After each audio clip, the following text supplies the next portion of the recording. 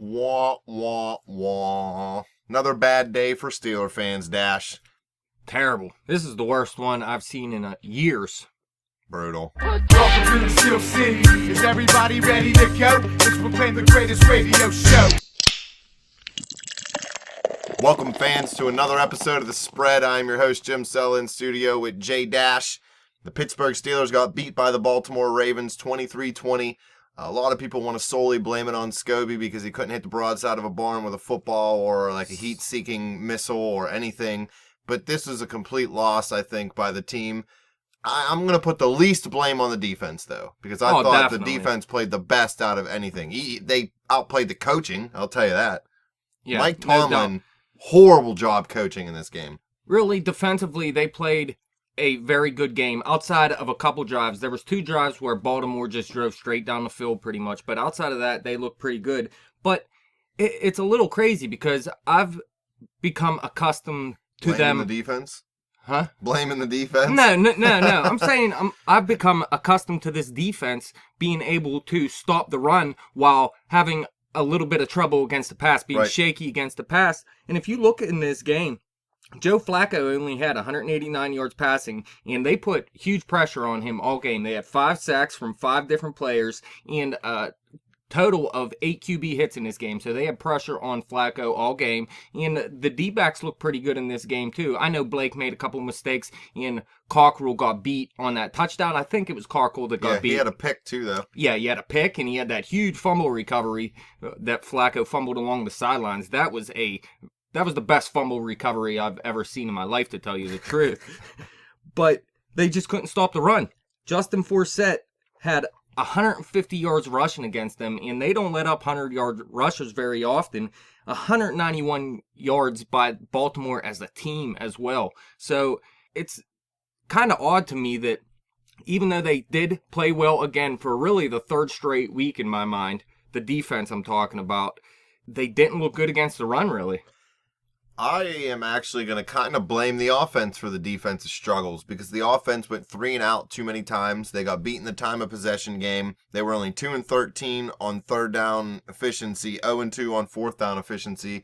They kept putting the defense on the field. Yeah, and we both know that the defense isn't the strength of the football team. So if you're going to keep putting them out there, they're going to give up a big play or two here or there. So I think for the situation the defense was put in, they played outstanding. I do understand it's not the starting quarterback in there, so you can't expect the same thing out of the offense. On 3rd down, we said before the game in the preview, the Steelers are over 50% on 3rd down for the year. 2-13 with Michael Vick at the helm. That's going to be with most backup quarterbacks, but that was a huge issue in this football game. And another thing is, I said before this game in the preview that when you have Big Ben in, the way he plays is control the clock, really. And I said that wouldn't happen with Mike Vick. He's not the kind of guy that controls the clock. And if you look, they had 12 drives just in regulation. They ended up having 14 drives in this game. So you see it's not controlling the clock with Mike Vick. But I wouldn't put it on the offense that why the defense had their struggles, the little struggles that they did. I'm putting it on the coaching because the offense's problem in this game was also on the coaching and somewhat Scobee as well. Scobee-Doo. See, I don't think Vick played a very good game. I'm not saying he lost the game or anything, and he played a little better than I expected. But he overthrew a couple receivers. He missed a couple plays when there was open receivers where he decided to run or just get sacked. Not that he decided to get sacked, but he got sacked. You can't let the other team possess the ball for almost 6 minutes more than you. You can't go 2-13 on 3rd down. The coaching staff put him in a horrible position. They asked him to make plays he shouldn't, make or can't make or shouldn't even be asked to be in that position, especially the last play to Antonio Brown. You don't throw across your body like that. You don't call that play. Everybody says Haley's a genius. Well, where the hell was the genius on that one? Why didn't he have Brown coming from the right side of the formation to the left side, let Vick roll to the left a little bit and dump off a short pass like that? Would have been much more high efficient throw for Vick, a little easier throw for him to make. Yeah, terrible call in my opinion. I think he could have made that throw. Yeah, he should have made that play, but look. It was just bad. In regulation, man. In regulation, Vick was 17 for 21, and his 4 incomplete passes, the one was the first play of the game when he overthrew Heath Miller on a design screen. And then Antonio Brown dropped a touchdown. Yep. Sammy Coach dropped a slant, and there was the play to Antonio Brown where Brown stepped out of bounds. That would have been a 23-yard gain, and that looked like a good pass. And I know you said he overthrew some passes. He actually only overthrew one incompletion, and he had a high pass to Hayward Bay late in the game, and Hayward Bay came up with a nice catch in this game. But really, Vic did everything they asked him to do. He didn't turn the ball over, although he did fumble a snap. But, I mean, that happens with quarterbacks. You look at Joe Flacco in this game. He fumbled 3 snaps, actually. Although one was high. It was a shotgun. It was over his head. But he looked good with his legs. I mean, Vic played as well as he could with what they gave him. I mean, they needed to open this game up more. If you remember, after the first 3 drives in this game, the first 3 offensive drives, I was complaining because they weren't opening anything up at all. They went down the field one time. It was 18 yards to Wheaton. That was the only attempt over 5 yards in the first 3 drives. Now, they did end up getting a field goal because they were running the ball pretty well on that second drive. But then they did open it up in that 4th drive and let Vic go downfield to Antonio Brown, and he didn't help Vic out at all either. Vic had ended up with 2 passing touchdowns in this game. Like I said, he looked good with his legs. He was accurate. I mean, more accurate than a Michael Vick usually is, to tell you the truth. Now, I know a lot of those passes were short, but if you look, he was actually 6 for 8 on any pass over 10 yards, and both of those were to Antonio Brown, the drop and the one on the sidelines, like I was saying. So, all in all, Vic looked pretty good to me, and if you remember, man, after that first drive in the second half, where Pittsburgh went up 20-7, you were starting to turn to Michael Vick looked pretty good in this game. But then he did get sacked twice on the following drive. And that was those 2 sacks. There was 4 sacks on him in his game. Those 2 sacks were directly on Vick. He held the ball too long in the pocket. And that's something they're going to have to work out. Let's remember, he only had 1 day of practice before this game. There was a couple days between Sunday and the Thursday games, but they only had 1 practice. So I kind of like what I see out of Vic. I put it more on this coaching staff. They needed to open it up a little bit more for him in this game. The coaches blew every part of the game there was. The game plan, the game management, time management, player management. I mean, absolutely everything. Vic played serviceable. He left plays out on the field is my biggest beef with him in this game. There really wasn't a point where I thought, oh, he really screwed us. Like, he cost us the game right there. But there were plays that he left out on the field, no doubt, that another quarterback and any other quarterbacks could have made. But it's all on Tomlin and Haley. It really, really is. It's this whole game. The longest play from scrimmage for the Steelers was a 22-yard run by Le'Veon Bell.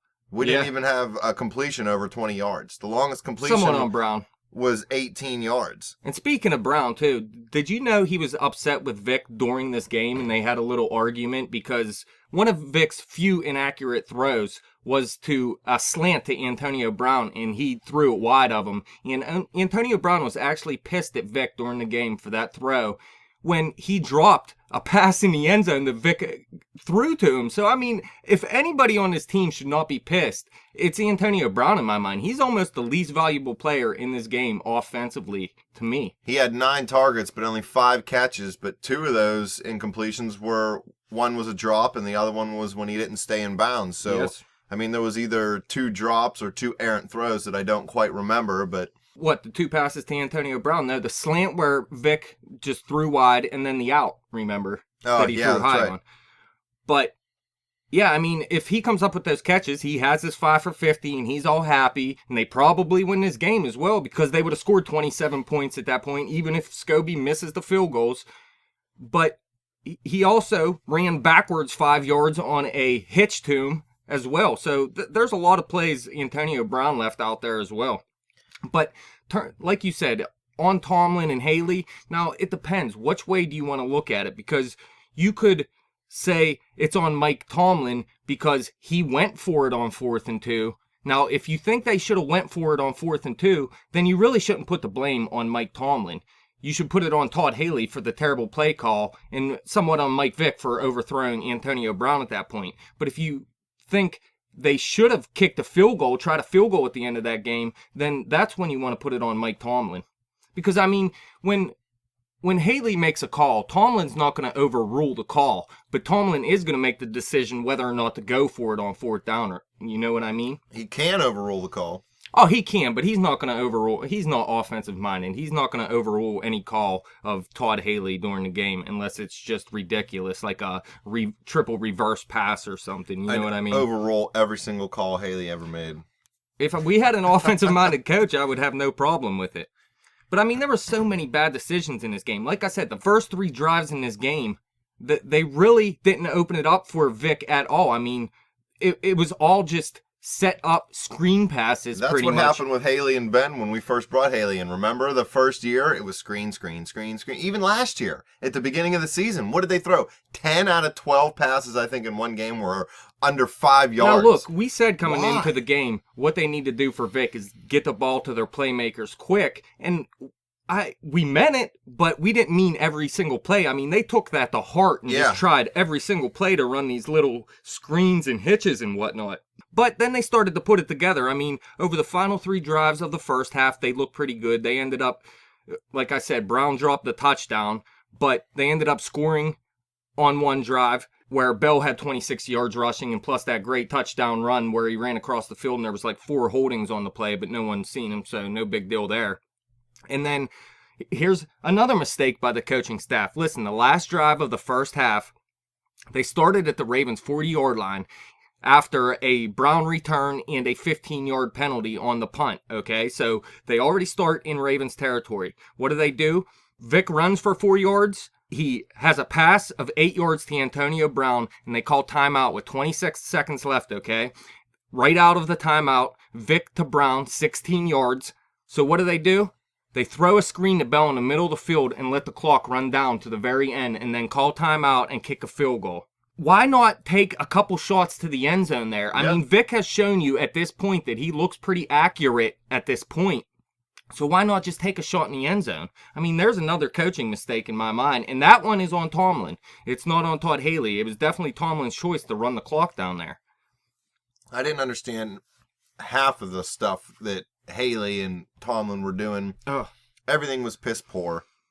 Everything they did. Well, look, on that 4th and 2, a lot of people were saying, you know what, you got to give it to Bell in that play. Or even the play where Michael Vick went around on a design bootleg on, what was that, 4th and 1, 4th and 2, something. He got stopped for a 2-yard loss or whatever. Now, a lot of people are saying you have to give it to Bell at that point. But there was a point in the game. It was the final drive of regulation where Pittsburgh started at the 29 because of a turnover on downs where James Harrison got a sack. And they ran the ball 3 straight times to Le'Veon Bell, and he ended up not getting the first down there. So that could have went a long way in making Tomlin's decision later in the game. I mean, they didn't get it with 3 straight runs before. Maybe that just put a little doubt in his mind that they could do it here in overtime as well. He needs to have confidence in his bell cow, no pun intended there. Well, listen, you don't have the 35-year-old quarterback try to bootleg a sweep. I don't like sweeps at all, even with your running back on 4th and short. If it's short, you put a hat on a hat. You tell your freaking O-lineman to go out there and push somebody around. They're all first, and not all of them, but they're Pouncey out. They're 1st and 2nd round draft picks. These guys should be able to move the ball 2 yards, and Le'Veon should have been able to get it, and they should have trusted that. Oh, I'm with you, man. I think they should have ran the ball to Bell, too. I mean, you don't want to put the game on Michael Vick's shoulders at that point. He was playing a good game. Listen, if they come out and win this game at this point, at the end of the game here, everybody's saying how Michael Vick had a good game, but then it goes into overtime, and he ended up 2 for 5 in overtime, a couple overthrows, a couple bad passes, and that's what really turned people's minds at how his game looked. You take away that overtime, and that's part Scobee. If Scobee makes those field goals, or Brown catches that touchdown pass, you're saying Michael Vick had a pretty good game, and you're pretty excited about him moving forward, but the things don't work out how you want, go into overtime. On short week's rest, Vic starting to get a little tired, overthrows Antonio Brown. I mean, there's a lot of things here that go into why we think Vic wasn't that great in his game, why the coaching staff looked bad, and why Scobee's gone right now, obviously. Who is the kicker they brought in? Chris Boswell. He's from Rice. Oh, he never kicked in the NFL.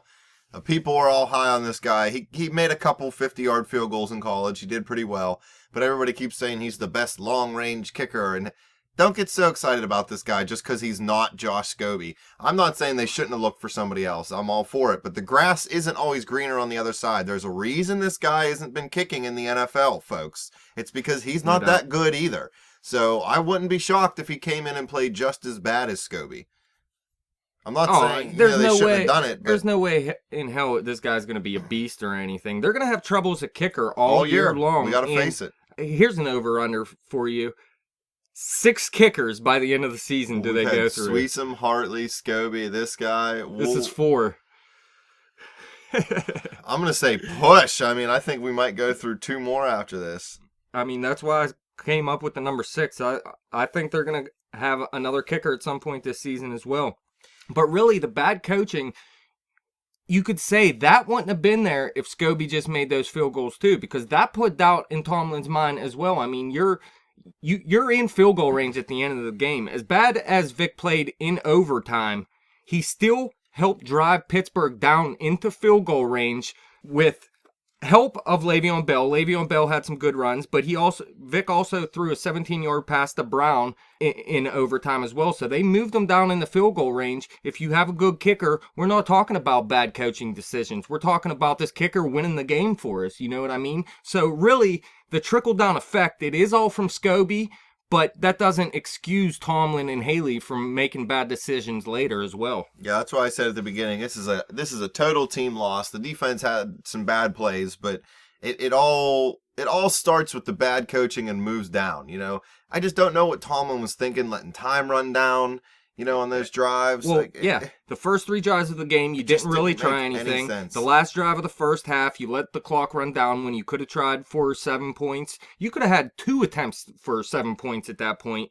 And then at the end of the game, you start questioning yourself because you have a bad kicker. You start rolling out Vic on 4th down. Yeah. You start throwing 25-yard pass plays to gain 1 yard on 4th down. I mean, getting those away are bad from calls. Everything that made us successful. You know what I mean? It was like they panicked. You know what I mean? You got to have faith in yourself and your system and your players, and it just didn't seem like they did. Well, the one good thing is, now, like I said, Vic was on a short week. He was pretty accurate, if nothing else, in this game. He looked okay with his legs early in the game. Now he has 10 days rest until the Monday night game, correct? It's Monday night next week. So there's a lot of time. They're going to get a lot of practice in, and maybe he's going to look a little better. I mean, you got to think he'll improve moving forward, considering he came in at a bad time with the short week and everything. There is some upside here with Vic still.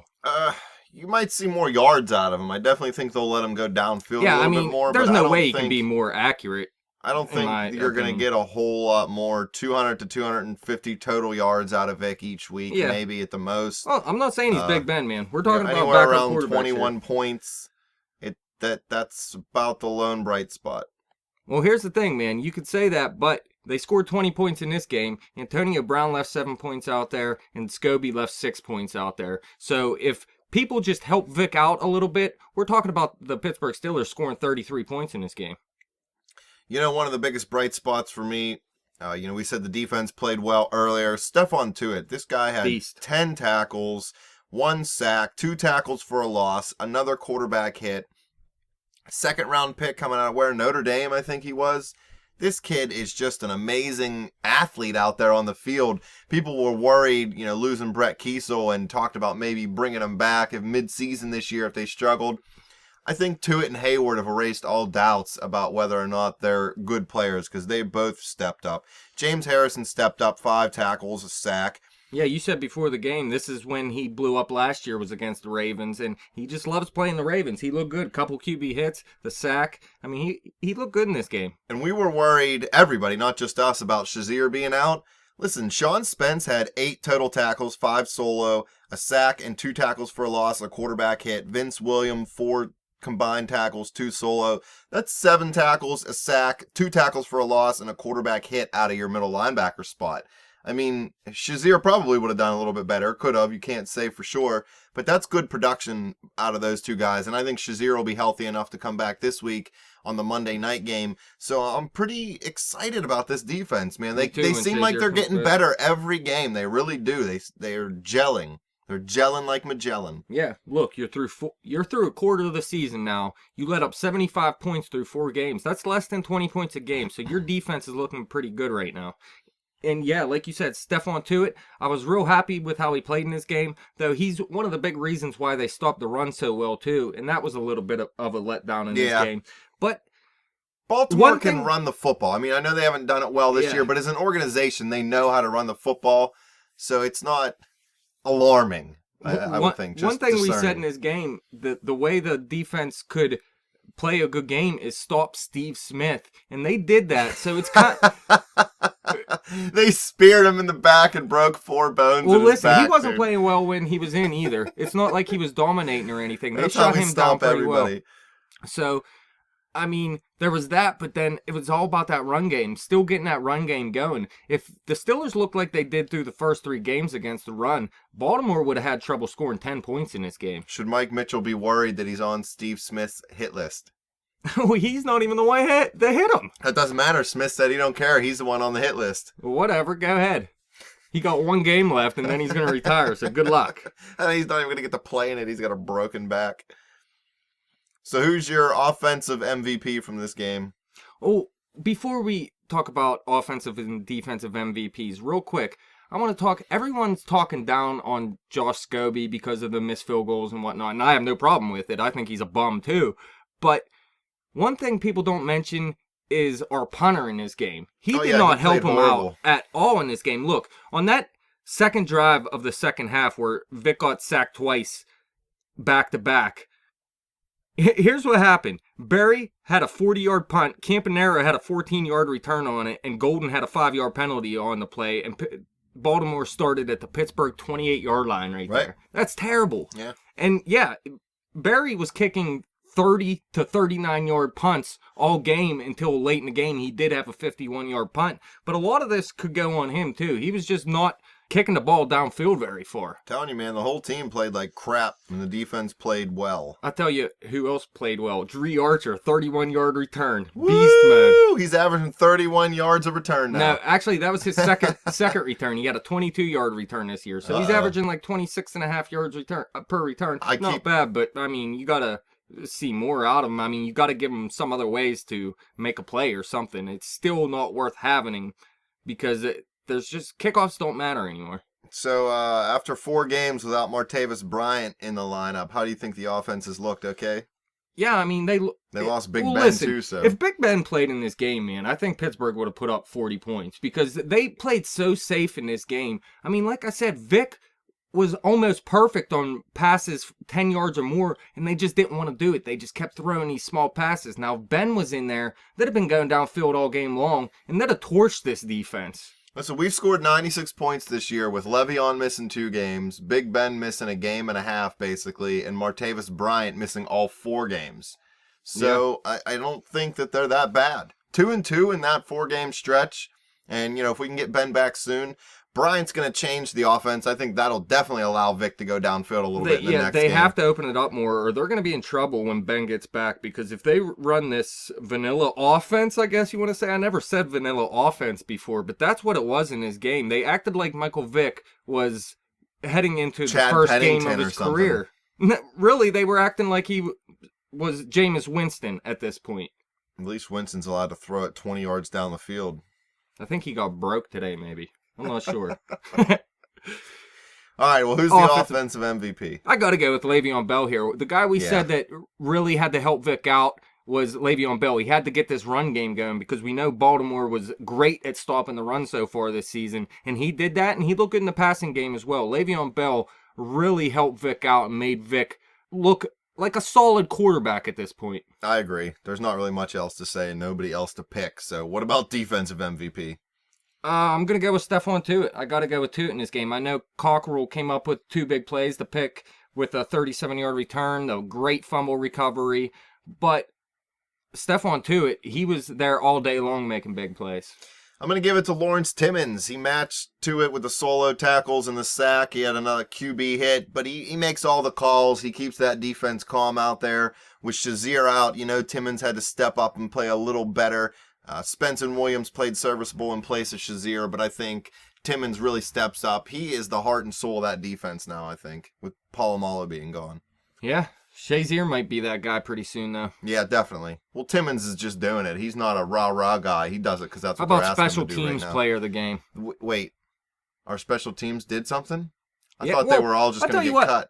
Antonio Brown had a couple nice punt returns, and Dre Archer wait. had the nice kick return, but that's it. I know who I'm giving it on special teams. Greg Warren, the long snapper. Yeah. No punts flew over, or no snaps flew over anybody's head. Boom. Please That's it. believe. Warren, you're on it. But what about next week? Can they win? Yes or no? Well, I tell you what, I think Vic has another good matchup, a bad defense, but the big problem is even a Big Ben-led Pittsburgh Steelers have trouble on the road, and I don't expect that to go away with Michael Vick a quarterback, so I don't know. There's a lot of questions. One last thing I want to say real quick is, yeah, Vic looked good in the first half. They slowed down a little bit in the second half, but does that remind you of anything? That's what the Pittsburgh Steelers do. They look good in the first half, and then they fall off in the second half, and that goes on coaching. Pretty pathetic coaching all around, except for Keith Butler did an okay job. Keith Butler's the man. He's better than Dick LeBeau at this point, if you ask me, man. He could be. Fans, if you want to know what's going to happen in the San Diego game, you're going to have to check out that preview show. Thanks for tuning into the recap. Woodhead. You can check us out on Twitter at bet_the_spread. You can check me out on Facebook at facebook.com/betthespread. Hit me up on Twitter at betjimthewin. Keep coming back to YouTube at youtube.com/betthespread. Subscribe, thumbs up, do it all.